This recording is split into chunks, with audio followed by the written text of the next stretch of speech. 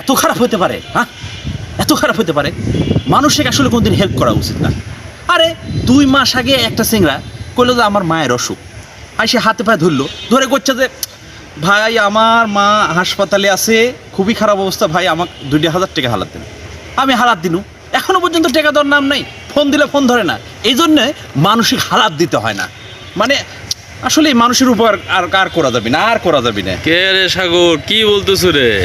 হ্যাঁ রনি, এত কি ফক ফক করিস কে? কি কাহিনী কি? আরে বন্ধু এটা কইও না, একটা সিংড়া বুঝছো 2 মাস আগে আমার কাছ থেকে টেকা হারাত লেগে গেলো, ওর মায়ের টেকার নাম করে, মানে মায়ের বলে অসুখ হচ্ছে, আর মনে করো যে টেকা দেওয়ার নাম নাই। এখন সব কুটি চলে গেছে, মনে করো যে কি হচ্ছে না, যে রাজনৈতিক প্রেক্ষাপট পরিবর্তন হয়ে গেছে, এখন আর ফোনও ধরিচ্ছে না, কুটি যে লুকা আছে আল্লাহ মাহমুদ ভালো জানে। এখন আমি কি করবো? 2,000 টাকা বন্ধু, কও এটা অন্যায় না?